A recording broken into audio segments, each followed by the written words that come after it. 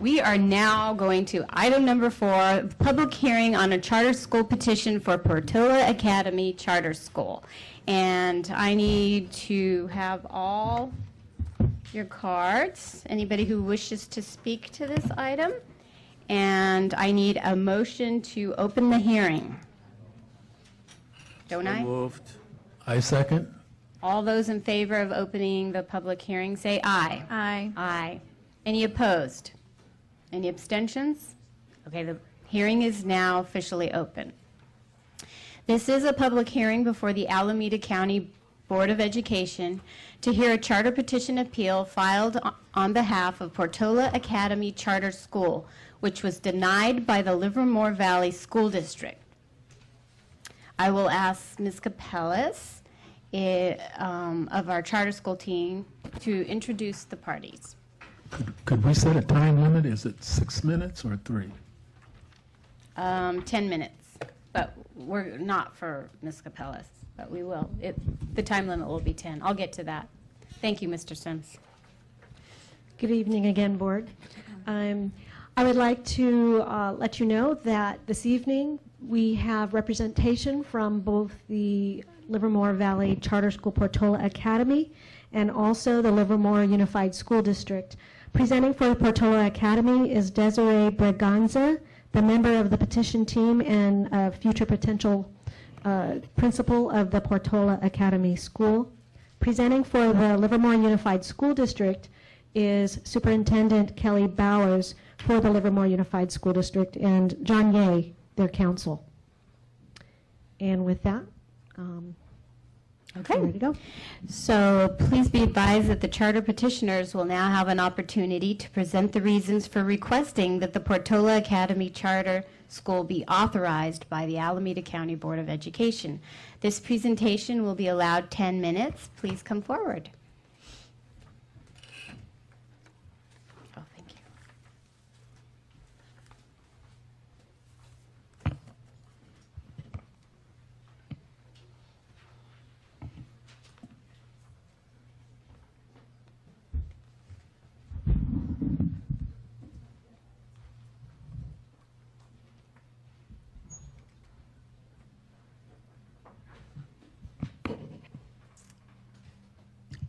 Are we ready? Do we have a timekeeper? Oh, it's you. You want me to pass those out so you can get started? We also have a PowerPoint that's loaded in. Thank you. No, Phil has it already. Okay, what is it that we're being handed right now? They are letters of support from our community members. It's a school night, and as you all know, Livermore is quite a distance from Hayward, and it was a hardship for our families to come, so instead they wrote letters, and many more will also be emailing the board directly in the next coming days. Okay. So please introduce yourselves, and you may begin. Oh, we got the time going. Can we reset that? Okay. And do we have our PowerPoint? I just want to make sure before we do. We have our PowerPoint as well? Yes, you do. Okay. No, that's Can we put it up here? Oh, that is is the Livermore. district's one. Oh, I'm sorry. We don't have yours up.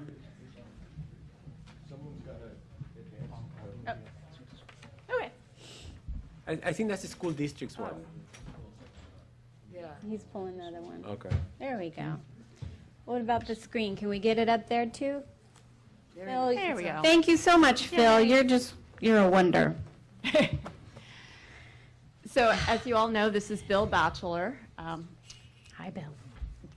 heading our technology for the evening. He's also the COO, the Chief Operating Officer of Tri-Valley Learning.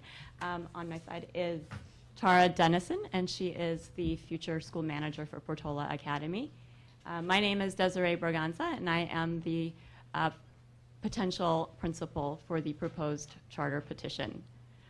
So we'd like to get started tonight. I know this is our first time around at the county level. It is an appeal petition. So we're going to keep our comments brief, and we're going to highlight perhaps the differences between the last charter and the current one that you are considering. So with that said, I want you to know that we'd be happy to answer questions as they come about.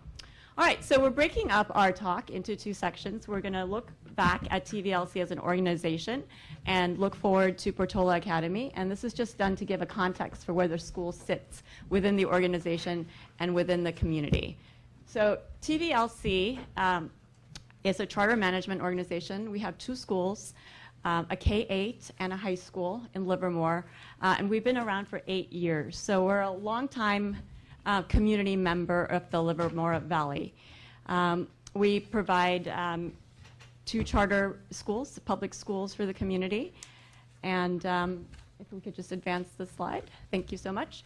And our community and our family seem very happy with our schools. So the first school was Livermore Valley Charter School. It's a K-8 school. It started off as sort of a grassroots effort between families in the community. And as you can see from their academic performance throughout the years, they have a very strong track record. This year, we're proud to announce that our API for the K-8 school was 916. But more importantly than that, the K-8 has met AYP year after year after year, every year that it was in existence. And I think that's a really remarkable accomplishment that we celebrate. We also have a high school, LVCP, Livermore Valley Charter Prep, and it's a small, growing school. It's a jewel of the community because of the innovative programs that it provides students. It's a small school that also has a middle college program where high school students can take classes to earn college credit. It's a project-based learning school, so there's something for every child's learning needs, and it's now becoming quite a beloved school in the community. So based on all the things that I just mentioned, we have a high rate of parent satisfaction. We have over, I would say, is it 1,300 students total? 1,500. 1,500 students total. And our K-8 has a 300 student wait list currently. And our high school has more than doubled in population this school year. On the PowerPoint are quotes from our parents, but you also have you should have a hard copy with you so you can read that at your leisure. One of the things that we're known for as an organization is our financial foundation. I know there have been a lot of questions about our financials, but I mean, all I really want to say about that is that we're audited yearly by an independent accounting company, and that those audits are submitted to the state on a yearly basis, and really those numbers speak for themselves. We've had clean audits for every year that we've been in existence as an organization, and again, I think that's an accomplishment. Because we're also a 501c3 or nonprofit organization, we're able to partner with other local, state, and federal institutions to leverage the funding that we do get on a per pupil basis. That's why Tri-Valley Learning has some of the most comprehensive schools around. You know, people say, what's so different about Tri-Valley Learning? Basically, they're schools where they're very self-contained in terms of all of the wonderful opportunities and programs that have been cut from other schools for financial reasons. We have been able to keep them, and that's what makes our schools great. So looking forward, we would like to open another school in our community. And the reason why we would like to open Portola Academy, one of the main reasons is location. And that said, because our 2 other schools are located in a neighborhood that serves, that has not as much of a diverse population of students. We'd like to open a school in a location that has been traditionally underserved. And the school building itself, which we lease currently, lends itself well to families who need transportation options, who can walk to school, who can take the bus to school. So this is one of the reasons why we're decided to open in this particular location. Portola Academy is proposed to be a TK through 8th grade school. And we found that parents are trending towards schools where they can send their child to one school over a long period of time. I had a parent last week tell me, I would be happy if I could send my child to a TK through 12th grade school so that it would be the last school my child attended before they went to college. So sort of in that vein, we decided to go for a TK through 8th grade school.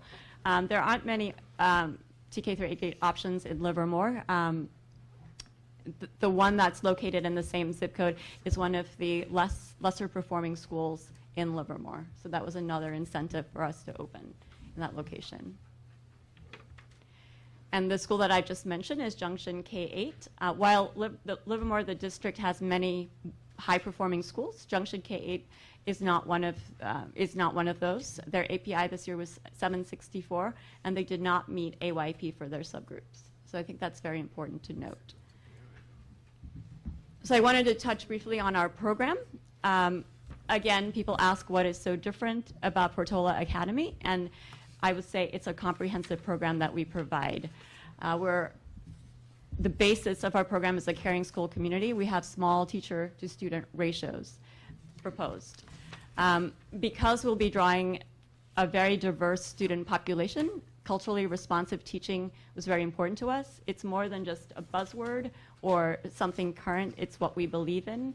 I previously was a principal at a school in Oakland, and we were a culturally responsive teaching school, and we worked with Cherokee Holly. So this is near and dear to me and near and dear to the staff that we are hiring. We'll also be a service and project-based learning school. This is in line with our current schools, and we will be joining resources in that sense. We'll also be an arts integration school. And one of the reasons I'm extremely happy to be here at the county level, it's not just the next step in the appeals process for me, is because I previously worked with the County Arts Integration Department and have been involved in their professional development. And as you know, arts integration goes very deep on the county level, and I'm hoping that we can continue that collaboration with teachers and students. And lastly, we're a high technology enriched organization. Our high school currently has 1 laptop per student, and I couldn't tell you exactly the type of technology Portola students would access, but it would be whatever is intuitive to the needs of the child. But in any case, we have the resources to provide that technology to them. Something that I want to touch on really quickly is a difference between last time's petition and the one that we have before you this time around. We made sure to address all of the findings from the district level and the county level. We used the county checklist as one of the ways to go back and rewrite things that were not very clear. And so we hope that our English language development program is more descriptive, more in-depth, and more clear. We describe the learning center that we're going to be providing for kids with a full range of academic needs. We also described in detail our relationship with our special education SELPA, which is the El Dorado County Pilot Program SELPA, when we've been with them for several years now. And we described our gifted and talented education program. So I hope that you will notice those changes in the new petition. I wanted to stress that our families are partners, and on this PowerPoint there's sort of a long laundry list, and it's almost kind of funny to look at it bulleted. But the things that you'll see on the PowerPoint, the parent leadership and their ability to participate in school council meetings and to be represented on our greater board, are things that are currently in place and always have been in place for the organization. So these are things that we actually do as an organization to involve families. And lastly, this is Ella. She is Tara's granddaughter and a future student at Portola Academy. Just wanted to leave you with a bright future before us. So thank you. If you have any questions, we'd be happy to answer them. Thank you. Wow, very timely. Thank you very much.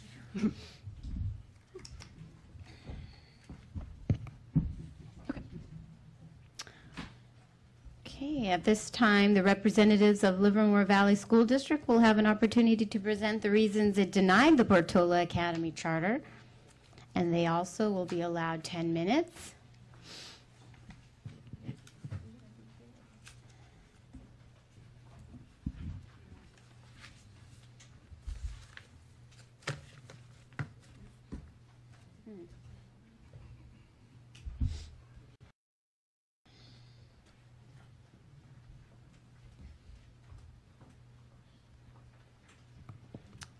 We'll set the time. So please introduce yourself, Certainly. as if we don't know you. Back again. My name is Kelly Bowers. I'm the superintendent for the Livermore Valley Joint Unified School District. Good evening, Board President Cerrato, Vice President Rivera, trustees, and Superintendent Jordan. I'm here tonight speaking on behalf of the Livermore Valley Joint Unified School District, our 5 trustees, 3 of whom are here with us, others who've communicated with you, 1,200 staff members, as well as over 12,500 students. And we are here once again before you, weighing in on the Portola Academy Charter Petition, which was originally submitted last year. So just to recap, during the last academic year, we did receive a Portola Academy petition, and this was for a 3rd charter school from the Tri-Valley Learning Corporation. Our board voted unanimously to deny that petition based on findings of fact.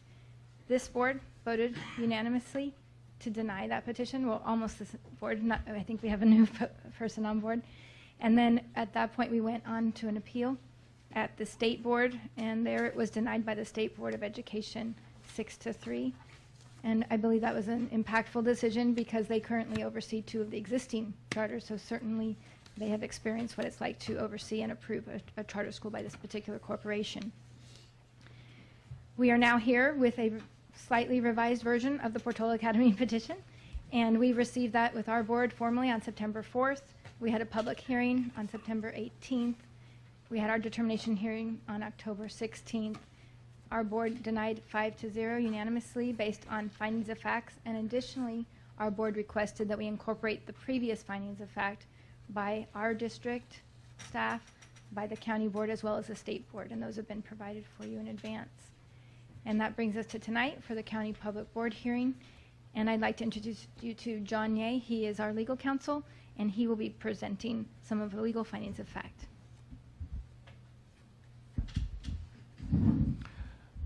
Good evening, members of the board. John Yeh of Burke, Williams, and Sorensen. I'll be providing a brief overview of the board's primary findings of fact supporting its denial of the petition to form the Portola Academy. The board found that the petition lacked a reasonably comprehensive description of the educational program, especially as it related to the education of socioeconomically disadvantaged students and the provision of services to English learners.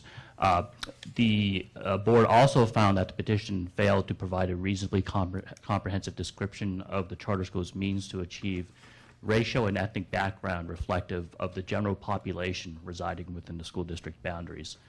And the next slide shows a comparison of the Livermore Valley Charter School, the charter school currently being run by Tri-Valley Learning Corporation. And if you look at the 2 specific subgroups, Hispanic students and socially economically disadvantaged students,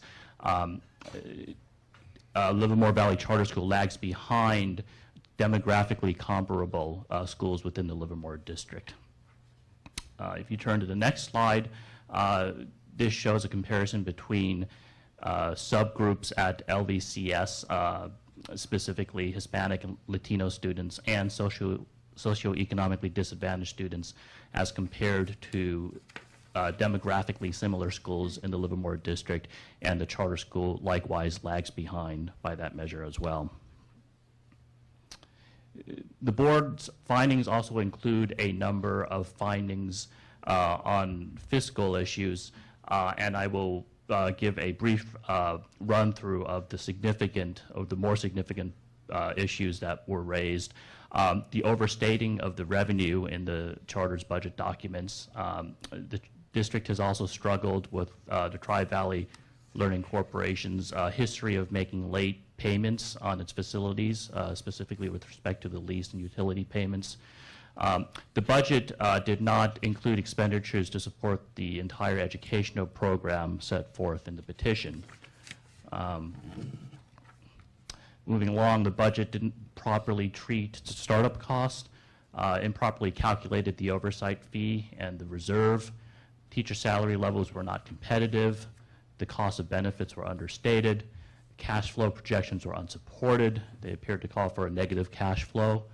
And the budget documents didn't clarify the separation of the Portola Academy's finances from the other schools being operated by TVLC. Also, TVLC has undertaken fairly significant bond debt financing obligations, and the budgetary documents do not properly or adequately address that obligation as well.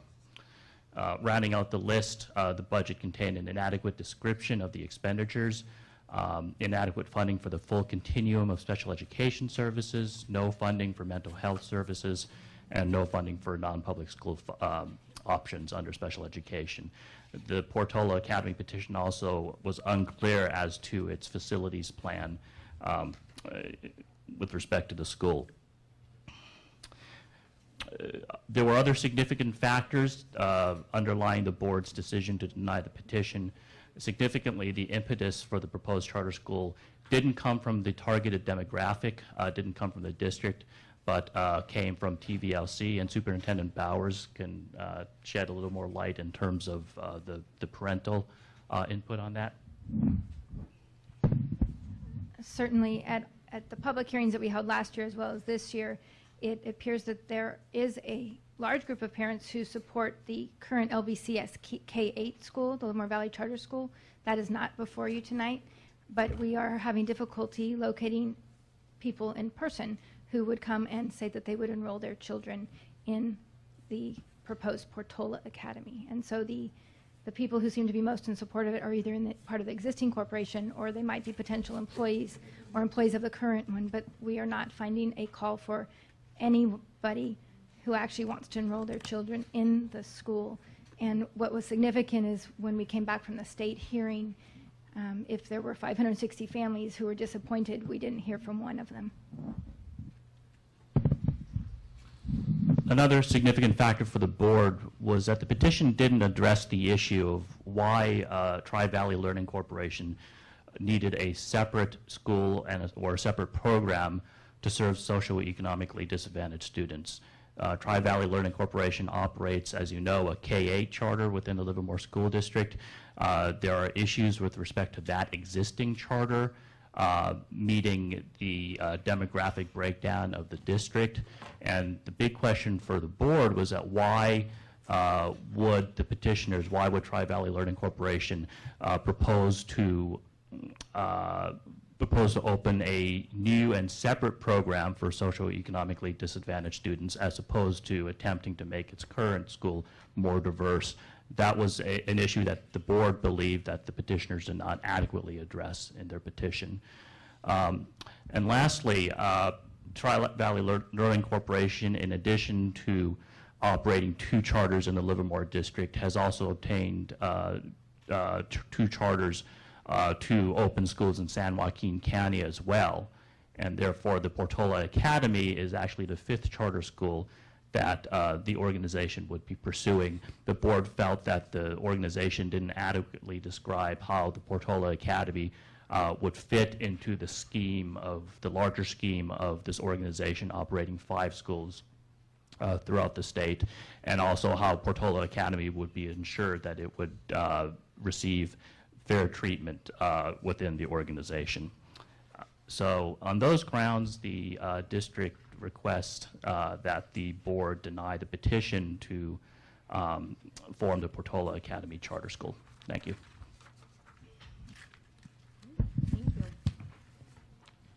Thank you very much. At this time, the board will be allowed to question the parties involved. We'll start with Mr. Why don't we have, do you want to have both parties up here? Why don't we have Livermore and then the charter school petitioners come up so that we could ask questions? So I have 3 or 4 quick ones. One, there was concern about the utility payments and lease payments. Are they currently? That was for the district, obviously. They are current, but the average lapse in time was anywhere from 50 to 100 days on habit of being late with the lease payments. How long have they been current? 1 week.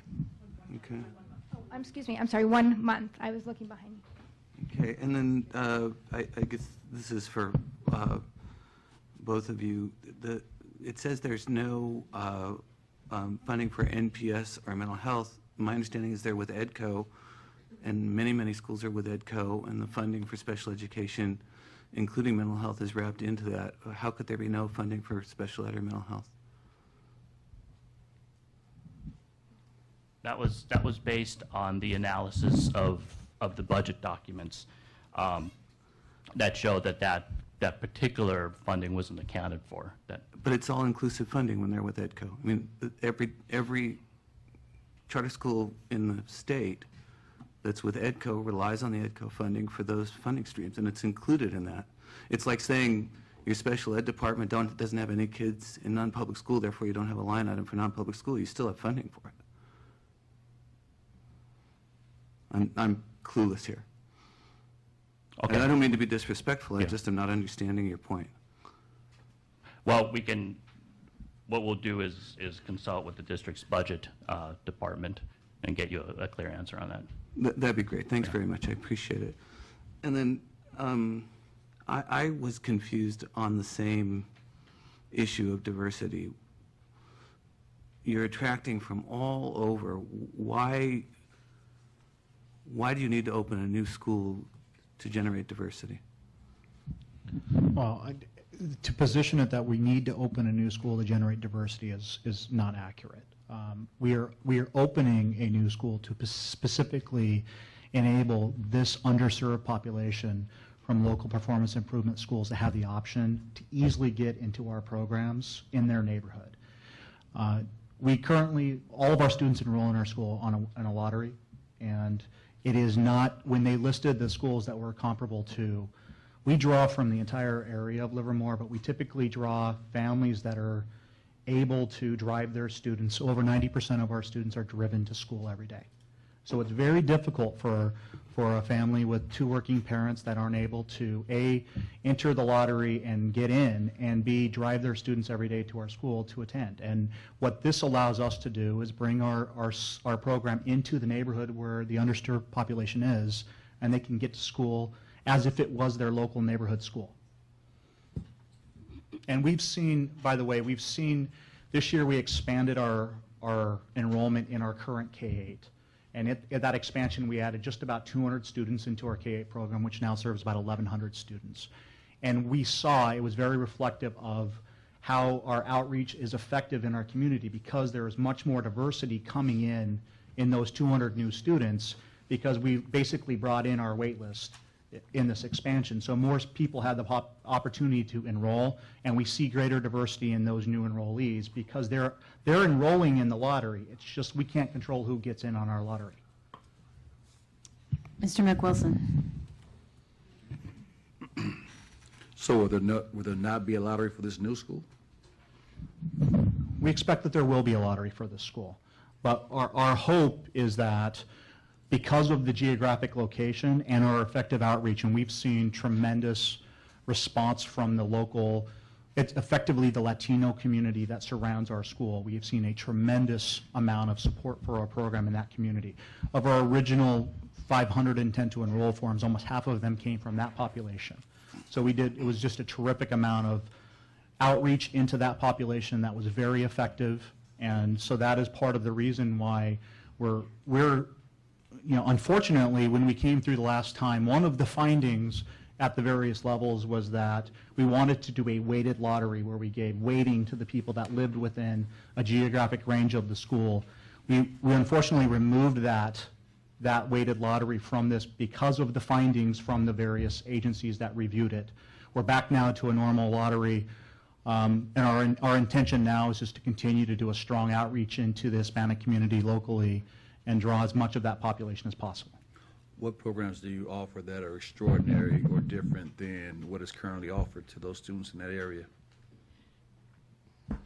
I think what's extraordinary is that all the programs are in one place, and they will be at your neighborhood school. So we still offer music, we have studio art, arts integration, service learning, science through gardening, all the hands-on, the quality programs that may be in district schools, at different district schools, are all in one location, and that makes it unique.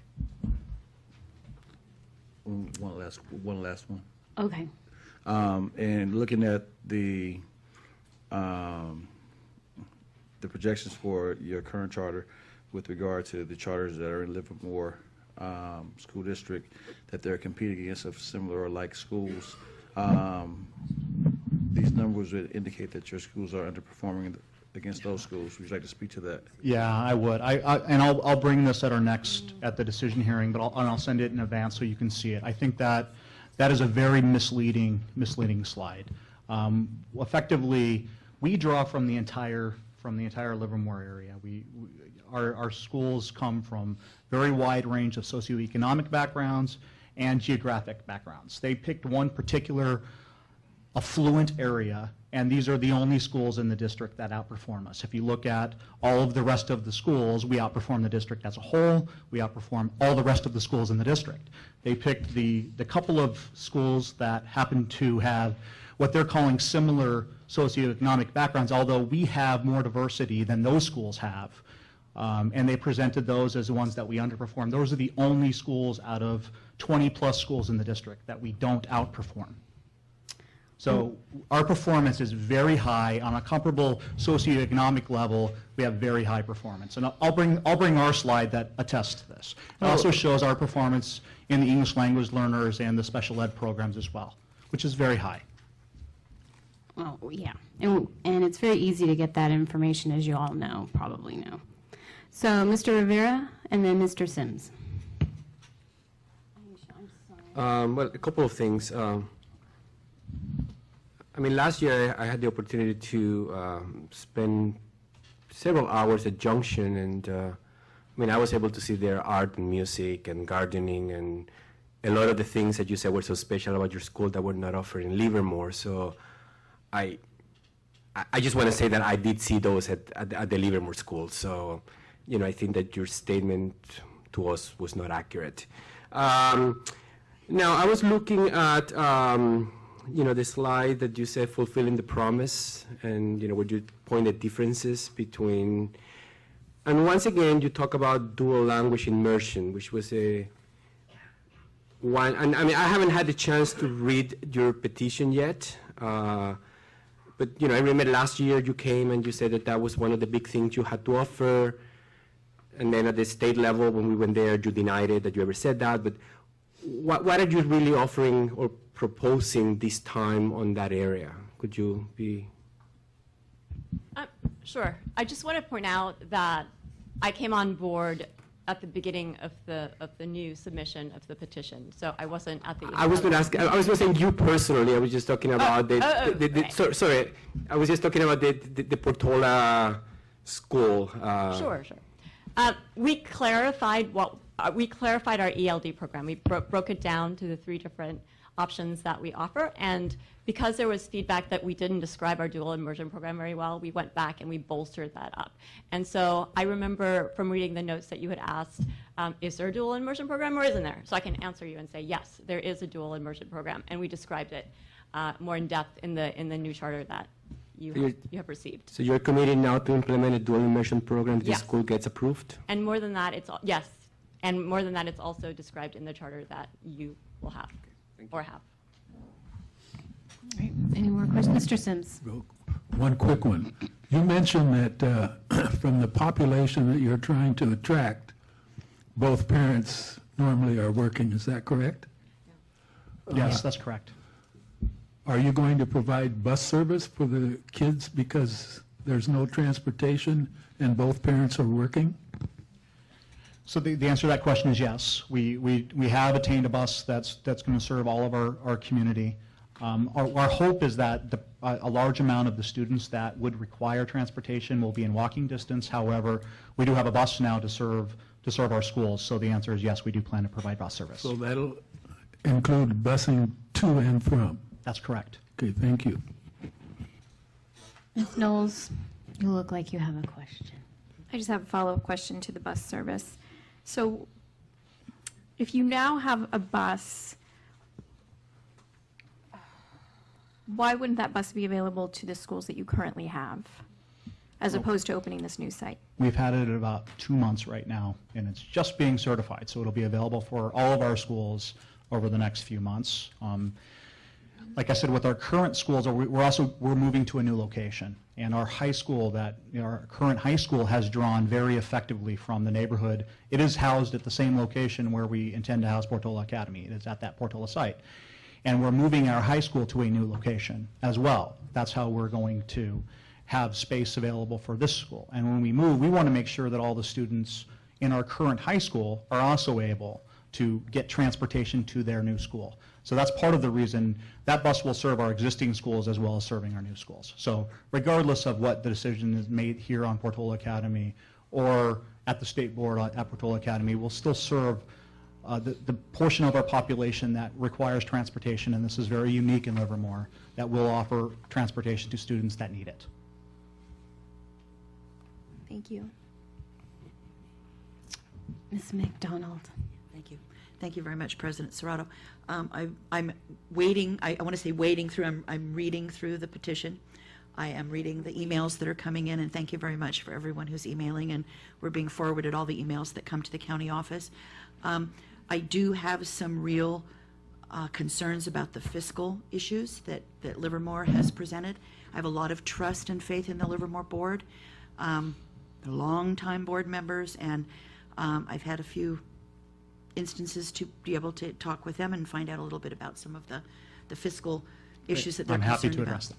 So, well, those are the things I'm wading through. So I'm looking to answer a lot of these things, and I just want to let you know that that's one of the things I'm very concerned about. Okay, I will quickly address, since the point was made, I want to address it. There was a comment made about a late utility payment, and they calculated the number of days late. It was we were actually in the facility for over 14 months before we received their initial utilities invoice. And it came without any support to it whatsoever. It was simply a line item invoice saying utilities $34,000. And it came 14 months after we occupied the site. I requested additional supporting documentation.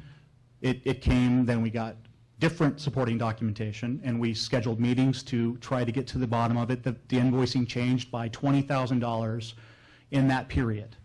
I'll have my auditors come and speak on our behalf on the fact that they wouldn't authorize us to make the payment with the supporting documentation and the inaccuracies in the invoicing that we went through. We did make the payment once we established how it was being delivered to us, what it was based on, what was appropriate, and we made the payment. So, and that is the predominant issue that's being presented as why we're late, is the utilities payments, which, again, we're over a year before we even received an invoice. That's not what I'm referencing. I'm referencing at least 10 other issues that they're bringing up where they have a few fiscal concerns. Yep. So it's not the utility bill. Got it. I just wanted to address that one. Okay, Mr. McWilson and then Mr. Barrett. I kind of wish you didn't bring that up, because, I mean, my reality is this. You were in a building for 14 months. You know you didn't receive a PG&E bill, and you knew the PG&E was being paid. So at that point, my question is, why did you not seek out the district to find out why you were not receiving a bill, as opposed to waiting 14 months to receive a bill to further have issues with it, so it takes longer? Because we weren't the only I'm not tenant done. at the building. I'm not done. Because as a business owner myself, I know that I can't afford to have my lights turned off, and you have a site full of students, and you can't afford to have the lights turned off there. And so from my perspective, when you say that you received a bill 14 months in the game for $34,000, but you know you haven't made one payment, that sends up a fuchsia colored flag for me from that perspective. So please speak to why you did not seek to pay that bill, or seek out the district as to why you had not received a bill for 14 months. We were not the sole tenant in the building. There were multiple tenants during that period who were also utilizing the facility and the utilities. And that was part of the challenge we had when the invoice did come, was how are they accounting for the multiple tenants? There was no previous discussion. Our understanding was that at the point that we entered, we would have utilities transferred to us. However, there were other tenants in the building, and there was nothing to account for the other tenants. So we assumed at the point that the other tenants vacated, that was when that transfer would come, and we expected the invoicing to come, and it didn't. We budgeted for it. We were prepared for it. It wasn't that we hadn't prepared for it. We just, and there were other items with the school district where they annually invoiced us for yard maintenance that they did at the back of our other facilities, and that were annually invoiced. So when we got it, we expected the invoice. It wasn't a shock to us.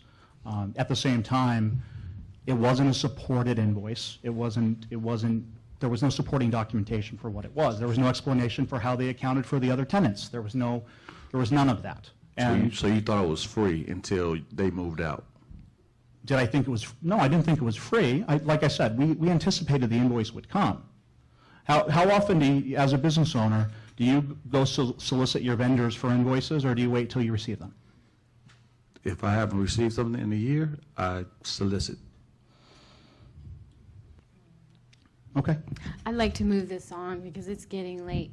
Mr. Barrick, do you have a question? I just wanted to give the district an opportunity to respond, both on the utilities and the facilities payments. What was the process for invoicing? Were we late on standard monthly lease payments? I sort of think we need both sides of the story. And I know in general, but this is Susan Kinder. She's our chief business official, and she has been handling that end. I have a clarification that perhaps you can also address. Microphone, please. Real quick. Did I hear you say that you have 1,100 preschool children that you're serving right now? Is that what you said? No, we have 1,100 K through 8 students. 1,100 K through 8 students. Okay, because you were talking about pre-K. And then the other question would be on budget, and I'm wondering whether your budget does include the busing services that and you know all the budget issues that arise with running a bus service. That's kind of a different question, so I'd like to go on with this trail, and then we'll get back to that. Okay, to get back to the utility invoice, we did have an issue where it took us quite a long time before we got everything worked out. And so, but that really wasn't the issue. The issue is their lease payments, which specifically says in the lease contract that it's due on the 1st of the month. And they were on average 30 to 60 days late consistently through. So that's really what we were pointing out. The utility payment, we know there was some issues, and we worked out those differences. But it's really I think that the November payment was the first time we've ever got paid on time this November. So we got on November 1st or something. So could you address that? That's a concern. Yeah, so I can. There was one of the things that, well, we have consistently cut our payments every month on the 1st of the month and sent them. I can't control how they get processed. If you go and look at the facilities use agreement, we had been under the misunderstanding that sending the payments on the 1st, as opposed to their understanding, which was receipt of the payments by the 1st. I don't control how quickly it gets processed by them, but I do know that we processed them and sent them on the 1st of every month.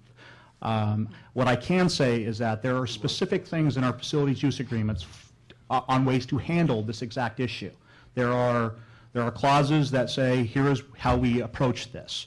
And never during this period did I get any of the notifications saying we expect our payments on the 1st and we're not getting them. The only time it's been utilized in discussion is to oppose us in a charter presentation. It's never been, and once we had it raised, which happened over the course of this petition, we have now we will make it an absolute point to make sure the payments are there by the 1st of every month.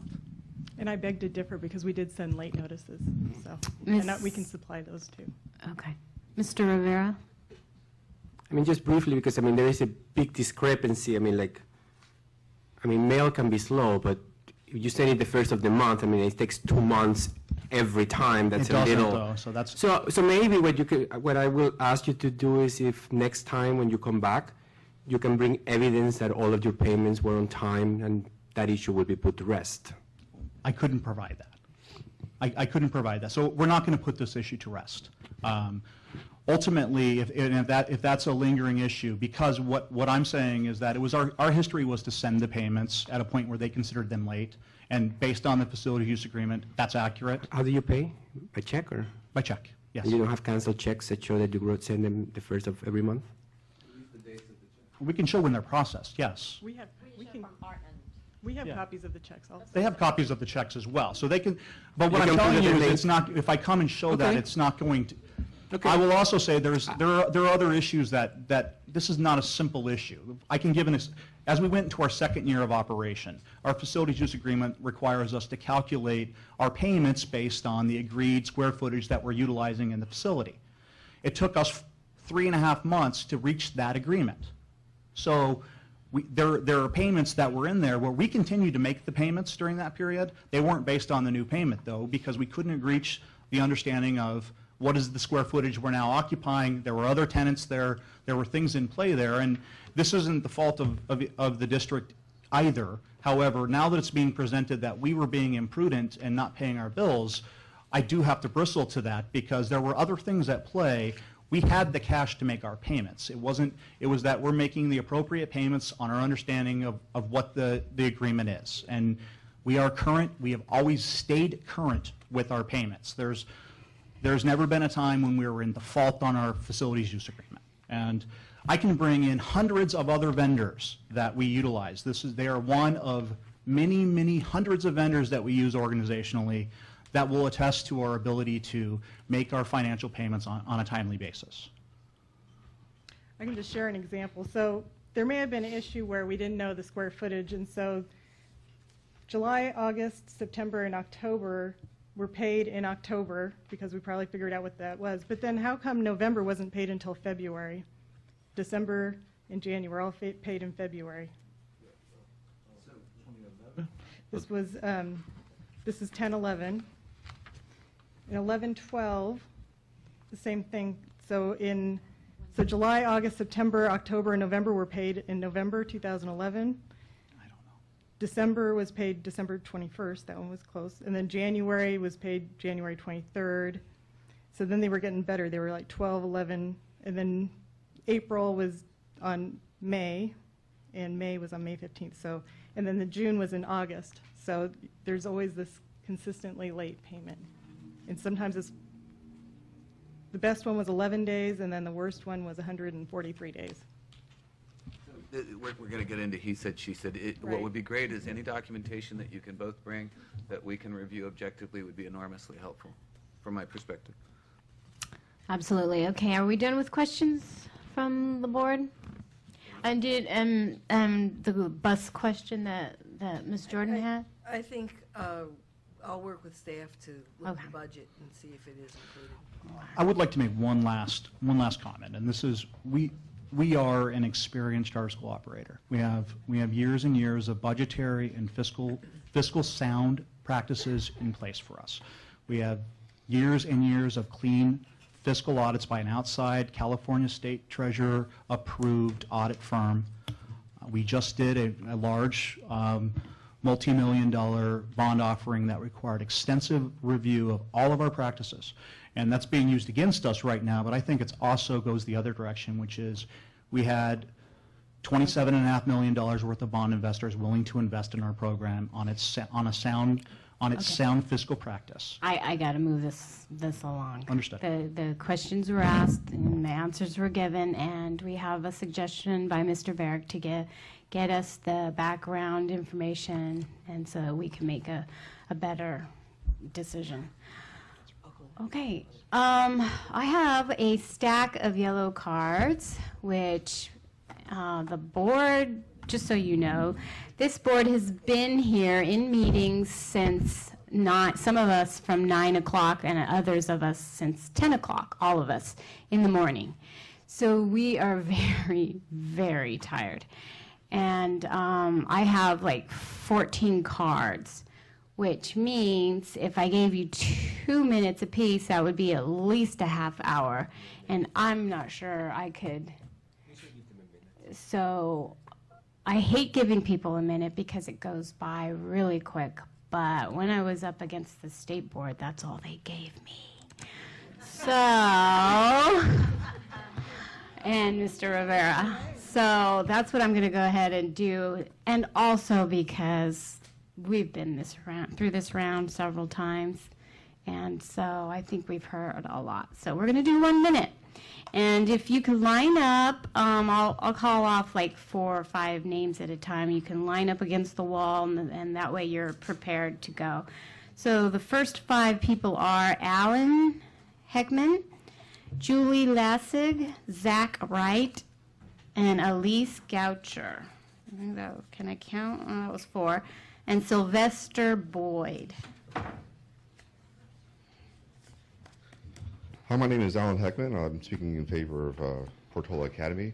I had sent you guys an email about a month ago about kind of some community building I was doing. We held a Meet the Candidate Forum one night. Oh, don't say that.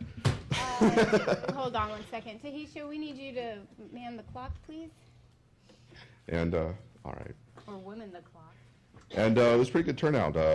Families kind of building between the charters, a lot, people from LVCP, LVCS, and Portola Academy, potential parents, all there, about 50 people. It was pretty kind of well attended. I attended one for the district about a week earlier to see how they did it, and fortunately there were only 2 parents there, myself and another charter parent, but it was great. We had to sit down and talk to a lot of different people.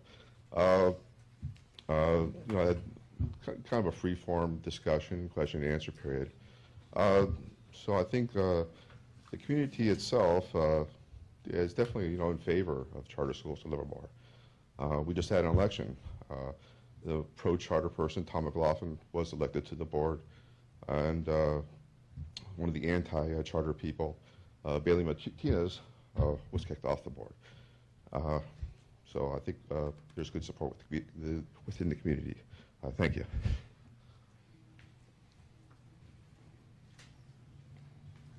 Much shorter. Hi, good evening. My name is Julie Lassig, and I just wanted to make a couple of statements. One is that I personally was involved in both the initial petition submitted last year and the new one, and I wanted to say that this petition that is before you today has gone through extensive revisions, and it's an exhaustive process, multiple revisions over and over. It is a highly revised petition, and I'm sure you'll see that once you read it and compare it to last year's.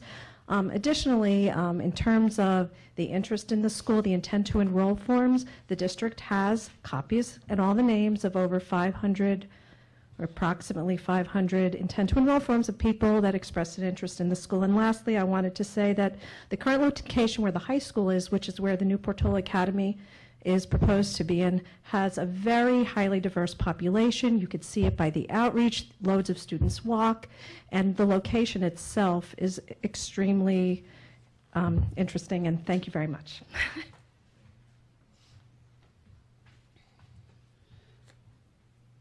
Hi, my name is Zack Wright. I'm going to read a letter of support from 2 parents that could not be here tonight. I'll try to summarize it very quickly.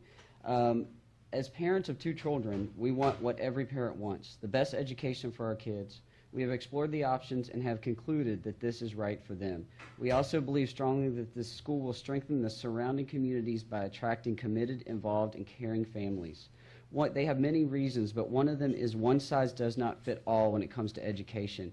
All parents should have the right to choose a school that best meets the needs of their child. Another reason is charter schools can be more flexible in meeting children's individual needs and more innovative in trying new ways to improve student achievement.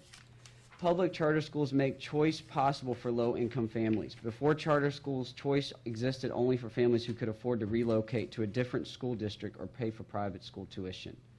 Another reason is the innovation made possible in charter schools has resulted in increased innovation within traditional district schools. And this is written by Jerry Vanderzanden and Catherine Holdforth. Thank you. Close this so we can see your beautiful face. Good evening, President of the Board and fellow board members.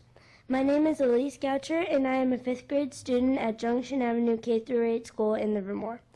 I wanted to tell you about my experiences as a student at Junction.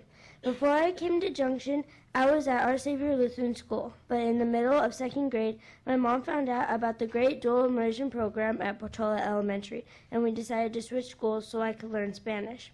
I was really sad when Portola closed, but after school started at Junction, I realized that I was going it was going to be a lot like Our Savior because I could go to Junction until 8th grade.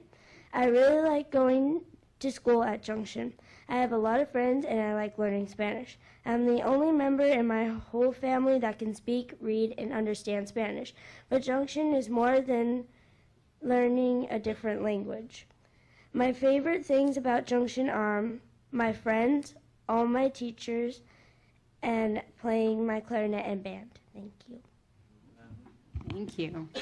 That was great. Good evening, Madam President, honorable board members. I'm going to try to make this quick. The computer affords more production over larger areas. I heard that mentioned earlier tonight. Real estate is a large reason people choose to move to a community. Schools are also a major reason. Choice promotes confidence, competition, as you saw on display here tonight. Students that are out of the area that is accepted will provide their own transportation. Busing and getting a student to school is not going to be a problem. They're going to get there. If they sign up for this charter school, they're going to get to the school. The state does not have any money. Are there any bills not paid or outstanding with this organization? I don't think there is. So the finances, I don't think is a problem. The public school system may have to downsize because of the budget constraints of the state. Portola Avenue was closed under the Livermore system. Charter schools can be your savior here in these budget crunches. Thank you. Okay. The next five: Ann White, Kelly Bowers, Matilda Tode. Okay, I'm sorry. Vicki Schellenberger and Dawn Whalen. Is that five? One more. And Kelly, you're not going to speak? Ah, sorry. Well, you had two cards, so I was wondering. John Yeh? Same thing. And Belia Martinez.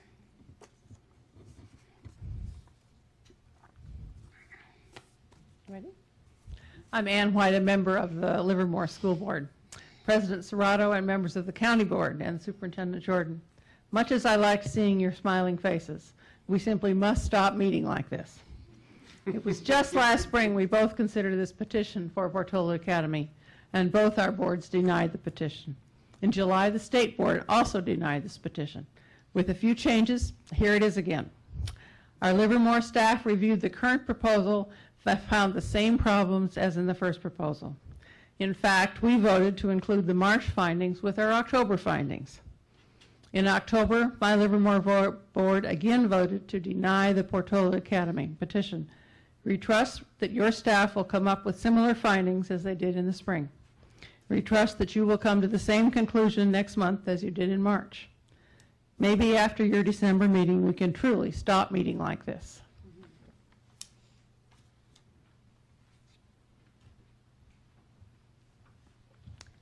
Hello, I'm Victoria Schellenberger, and I did send you all a letter already. I would like to ask you to please deny the Portola Academy charter petition submitted by the Tri-Valley Learning Corporation. To summarize, at the open hearings, there were no significant number of families or educators who wish to attend or teach at this proposed site. I am concerned that the future financial health of the corporation is in jeopardy, which could adversely affect the educational services to its student population. Evidence to support this are stated in my letter already, and the district already did a bit of a job for you as well. On the question of choice for Livermore families, I outlined the 5 governing boards in our community who have schools, and contrary to what was presented to you, there are in fact 6 K-8 schools currently operating in Livermore, and we also have a K-12 independent study school, so there are a lot of options at the K-8 level.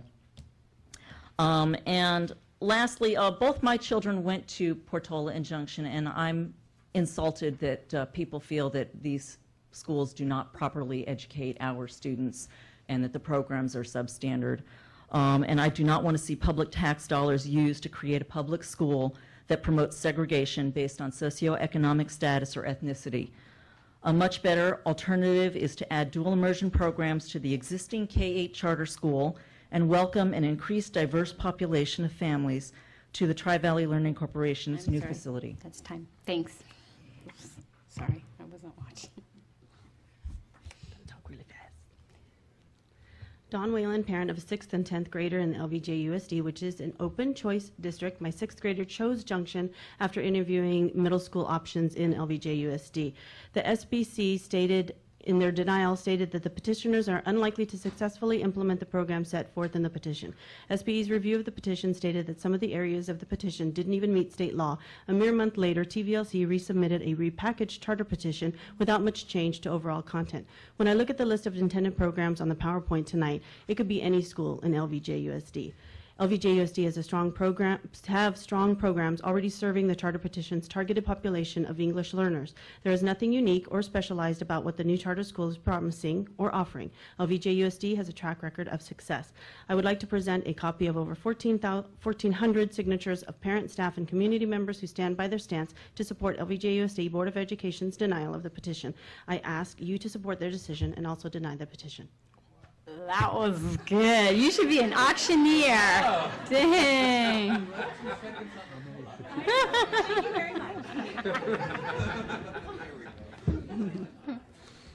Good evening, Board, President. I will make this brief because as some of the previous speakers have said, we've been here before and a lot of the issues are repeated it. First of all, briefly, I want to state that we're here to discuss the issues about the charter petition and not the results of the election.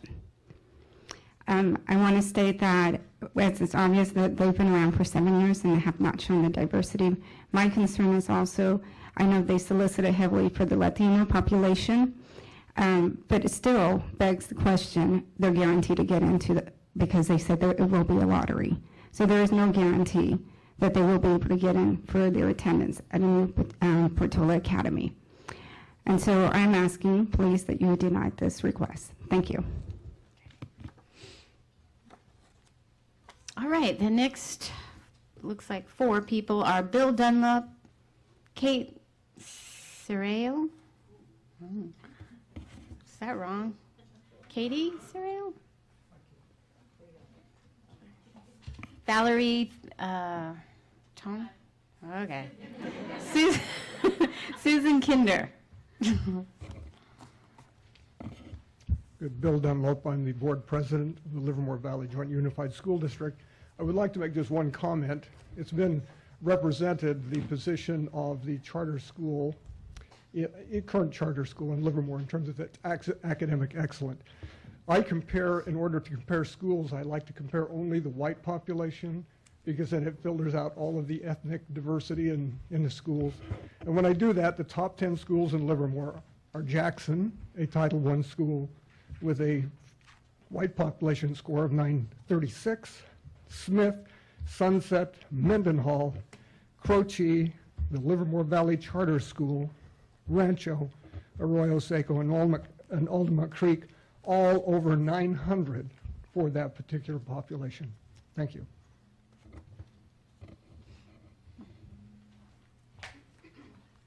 Hi, I'm Cate Sarraile, and I congratulate you on saying my name correctly. That's really hard to do. Did I? I don't even remember. I'm a teacher at Livermore High, and coming around the dais is a letter that was signed by 44 teachers at Livermore High. Much of what I plan to say tonight has already been said, so I'm just going to underscore our particular concern, which is about the success of this underserved population. If you look at the data, which is attached to the letters that you're looking at, the students that are low socioeconomic status and who are English learners, none have been proficient or advanced in the last 3 years. In terms of the special ed population, there are 22 out of 65, and they're in grades 4 and 5. I believe it might be 5 and 6, but there's still 22 out of 65. So I am not convinced that the Livermore Valley Charter School or the Tri-Valley Learning Corporation is really equipped to deal with the students that they think that they can teach. Thank you. Thank you. Hi, my name is Valerie Tomay, and I'm going to see if I can read as fast as Don does.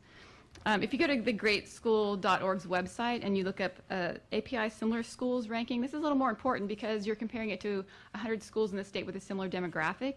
Junction Avenue gets a 9, and we are very proud of that, while the charter school gets a 6. And you know, it's harder to teach some kids than other kids. If the kids come to school hungry, the parents don't speak English, they don't speak English, it's harder to teach these kids, and we get a 9. We're pretty happy about that. The Livermore School District doesn't get to pick and choose which students they allow into their school. They teach to all students, whether it makes their test scores look good or not. The current charter school has done an incredible job keeping most of the students that meet those low criteria out of their current school, yet they still get a 6, which I think is pretty interesting. Also, if you go to the California Department of Education website, it says for last year that in the total of all charter schools, they have 9 Spanish-speaking English language learners. We're talking about 9 kids here. At Junction Avenue, we have over 300, but they seem to think that they're going to pull this DI program from somewhere. I'm not quite sure. It's taken years and years to perfect this, and we've done a great job. I don't really think it's actually their intention to serve this community at all. I think they're only wanting to get those families that can come up with the $1,200 in this 60 hours. Thanks.